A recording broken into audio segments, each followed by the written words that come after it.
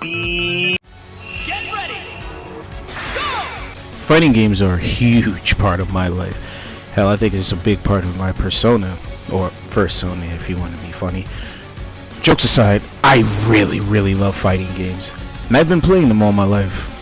Well, the life I can remember anyway, but that's a story for another day. What is the story for today, however, is fighting game characters.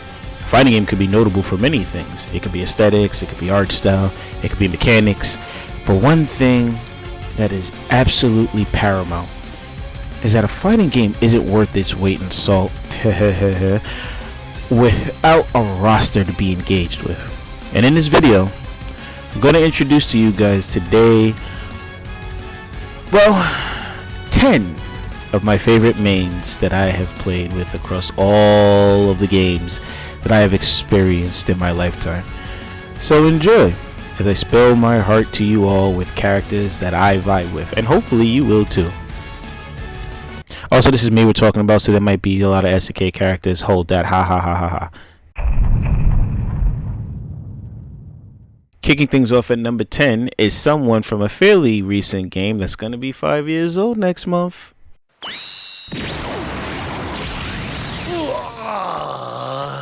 Now then. Well then, whenever you're ready. The God of Destruction of Universe 7 has been a staple of my team from day one. Why not Yamcha? Well, that's actually simple.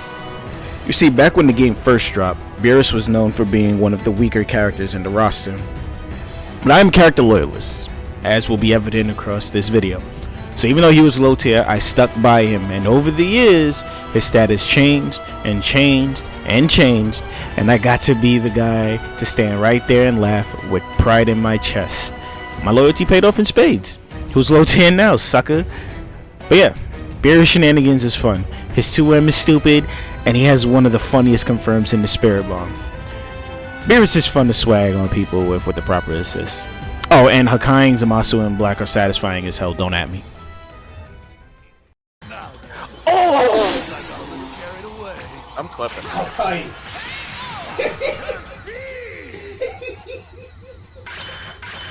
You played yourself, man. My man really put for the Dragon Rush. This fellow is from a lesser known game that I scream the praises to the heavens for. Round 1. Fight! Being from New York City, I had easy access to one of the meccas of the fighting game scene, Chinatown Fair. Rest in peace. And Rumblefish 2 was a game that stole my goddamn heart at first sight. When it comes to Lud though, Lud's an interesting case for me. You see, for the longest time, Viren was my main. That was until I witnessed the greatest super known to man, the Super Cataclysm Final Deadly Blow.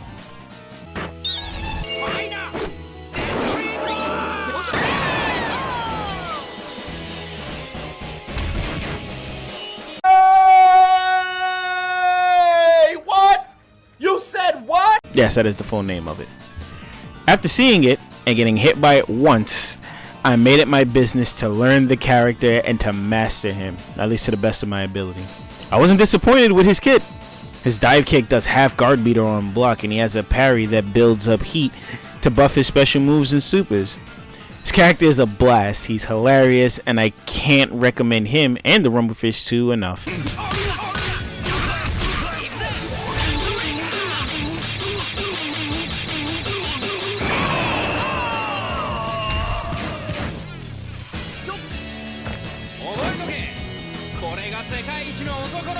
You win!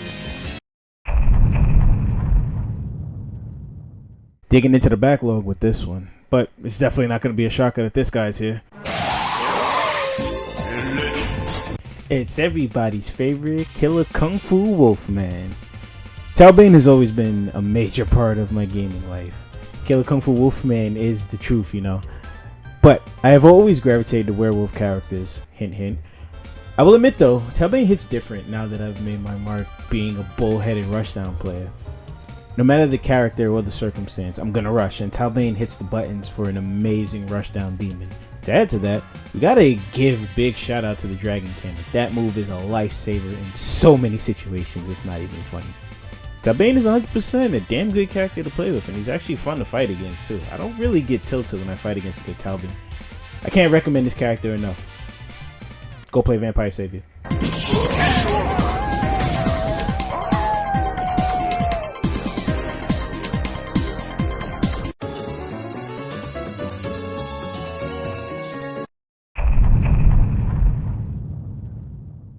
Character loyalty is something that I really pride myself on, which is why Get ready to die. Prepare to strike now. Sean has always been a fun character. From the days of New Generation to the sheer dominance he had in Second Impact, I had fun with him. And then Capcom took his knees for no reason. But you know what? I still stuck with him, and I couldn't let him go. He was my boy. He lost the most disrespectful DP in the game for this Hallelujah Jump for Joy uppercut, but Sean's still fun. Sean's a blast. Flame trapping someone with his target combo to a Hado burst, satisfying as hell. And he also has a command roll, so you can do some hilarious KOF shenanigans. This character is fun, man. Oh, and shooting fadeaways to piss people off, peak gaming. To an extent.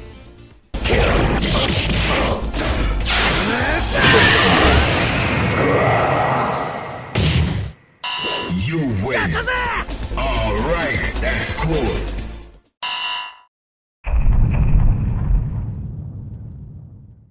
So, remember when I said that I had a thing for werewolf characters?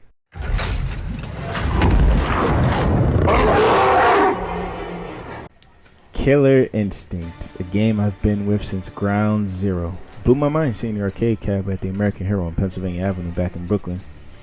And my best friend had the card on the SNES, and we wore that thing out. Naturally, as kids, we both played the hell out of Cinder, because Cinder is a fire dude and torpedo combos are easy.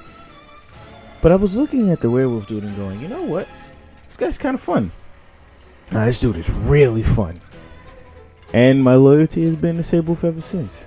In KI 2013, I stuck by him, even though he is a painkiller junkie, but we're not here to talk about that right now. And man, his return is glorious.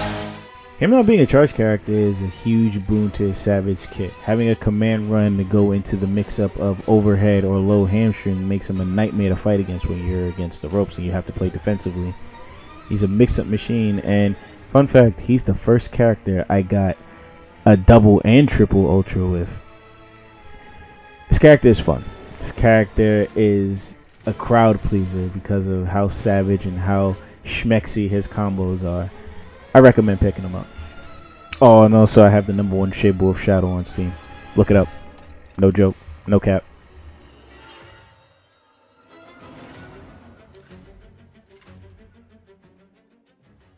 Because I need money. Oh, somebody said. And those $14 are fucking essential. Oh. Who's sad, Rob?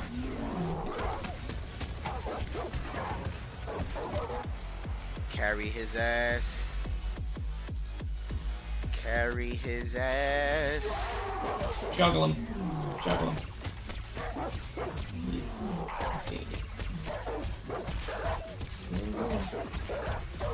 I'm actually getting the stream fairly well today, which is weird. That's not very good. I might need to refresh. I've refreshed today, but not really. Was it giving you the option to change viewing type from HTML5 back to Flash? I'm pretty sure y'all noticed that I brought up SNK, and there hasn't been an SNK character yet. Yeah, this isn't one of them either. Well then, let's begin. All aboard the pain train. It was hands down my favorite, well, one of my favorite Street Fighter characters. And what's wild is he was a pickup by accident, because Abel is your default on the player one side on Vanilla 4's cursor. So me mashing like an idiot, I kind of picked him by accident when the game was loading, and to my surprise, he really flows well. He has a record that's very mix-up heavy. He has a command throw, and he has the Marcel's roll, which we like to call around here the sexy roll. It's like Sean, except that it has a lot more utility and it doesn't actually suck. Despite him getting nerfed to the ground in Arcade Edition, I still stuck with him, and I still have fun with him to this day. He's not an easy pickup, unlike a lot of other characters that have shown up on this list. But if you're a vet, he's not hard to figure out, especially if you're a rushdown player like I am.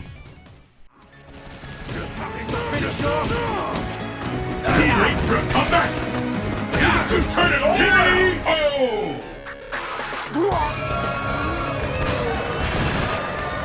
Abel wins! Perfect!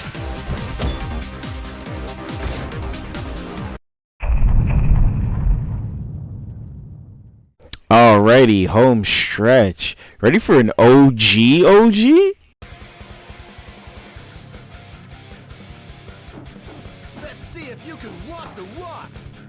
Jackie Bryan has been my Virtua Fighter main since the days of the Model 1 and the OG Virtua Fighter back on the Saturn and the arcade. Back in the days of the Saturn, if Jackie was picked, nobody was having a good time. That's a fact. I can't even like mince words on that one. Jackie's an easy pickup character, and he always was. Like even to this day, like he's the most played Virtua Fighter character if I remember right. His moves are slick, his throws are uber slick. God, the knee strike is so cool to look at. His combos are awesome. And in terms of loyalty, I think Jackie has the longest tenure of being my main. Damn, Virtua Fighter came out in 93. God, I'm old. Huh. You know, I'm looking this over and SNK still hasn't shown up yet. There's something wrong with this picture.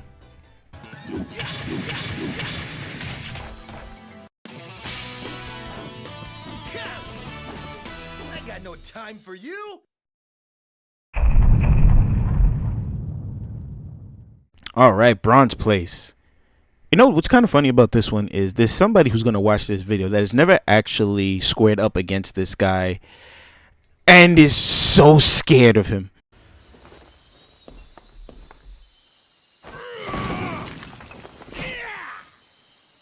Wow, still no SNK reps? Man, I play more fighters than I thought. Oops. Anyway, the Death Fist, Paul Phoenix. This guy is one of the other longer tenure characters being a main from the OG Tekken in 94. Now, I do vaguely remember playing a lot of Law, but then came the move that is the sheer personification of pain.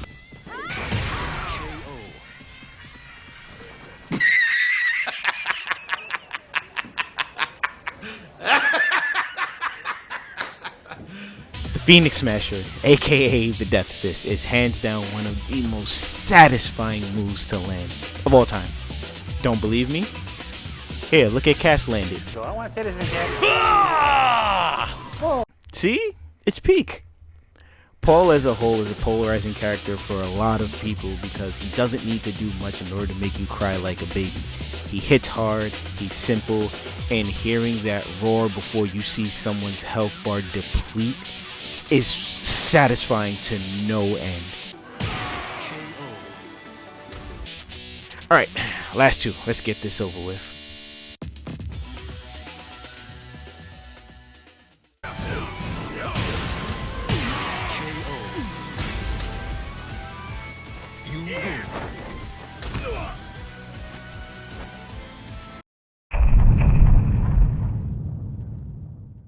Alright, silver medalist time. I'm sure you guys know who this is. You guys have narrowed it down. Get on with it. Wait. Let me just say. Yes, get on with it. This is my video. How am I getting... Fine. Get on with it! Get his intro out there.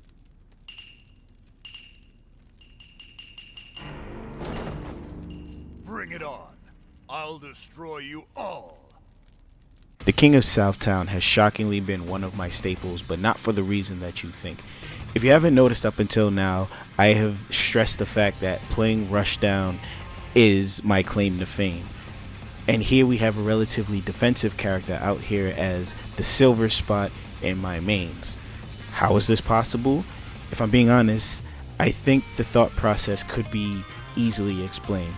Consider the fact that my playstyle is super hyper aggressive. There will come a time where you're going to want to retaliate, and when that happens, you're going to be met with a nice, hearty, Predictable!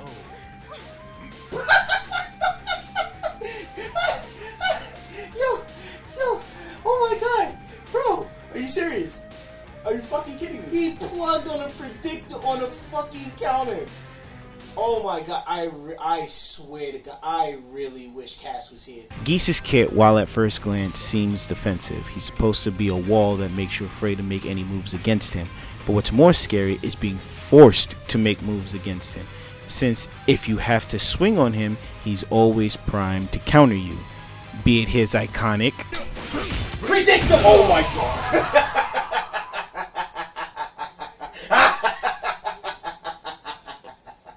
or the scarier option in the form of the Raging Storm, or as we call it in my circles, the Storm Warning.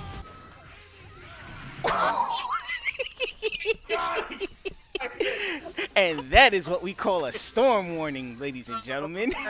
When Geese is legal to play, he's always going to be seen on my highlight reels, be it from fundamentals, wild hit confirms, or I hope he quits. I hope he quits. I hope he quits. Somebody clip this. Clip that shit immediately. I hope he quits. Oh, read like a book, boys. Read like a book. I hope he quits. Come on. well, since we have one more to go, I'm not going to do honorable mentions because I'm probably going to do another list like this. But with that being said, you all should probably know who number one is.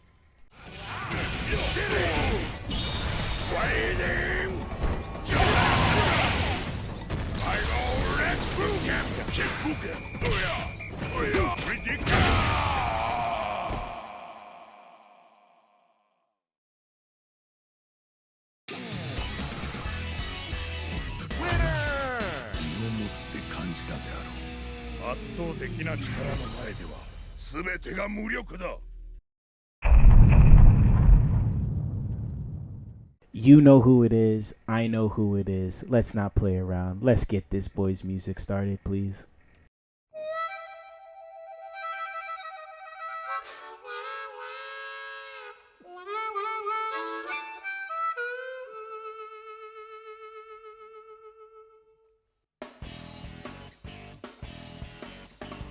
All of you knew that Best Boy was going to be number one.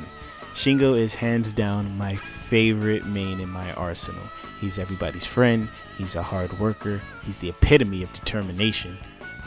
The guy is a good role model if you look at his philosophy and lore, especially when it correlates to his gameplay. What I mean is, Shingo works so hard, trains so much, and puts in so much work that he is the only character in KOF history to be consistent in doing critical damage. What that means is his crits do extra damage and extra stun. He lost it over the course of the Ness Saga and the Ash Saga, but he brought it back with him in his grand return in KOF 15.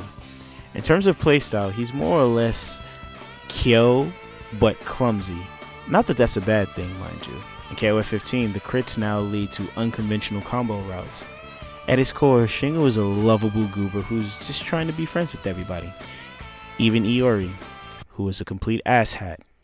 Shingo is extreme hype, and I can't tell you the fanfare he got when he was announced to come back in 15.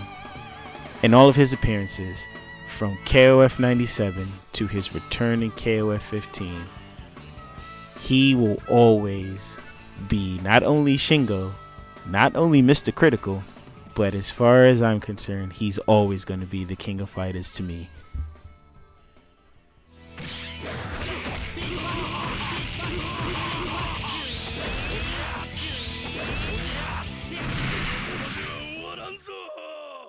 Hey, thanks for watching through to the end, guys. Really appreciate it. This is my first scripted video, so all feedback is welcome. Thank you very much for watching. I probably might do another one of these. I have been contracted to talk about Street Fighter V, so that's going to be coming down the pipeline. I am going to be gone next week. I'm going to be in Massachusetts for a week, and I'm going to be heading to New York for a day trip with some friends. But yeah, looking forward to making more stuff like this. If you like this kind of stuff, please like, subscribe, all that jazz, and click any of the videos that pops up. It's all good. Thanks for sticking through, and check the Patreon. It's just a tip jar. I don't really hide anything behind it. Alright, yeah, I'm done. Talk to you guys later. Peace.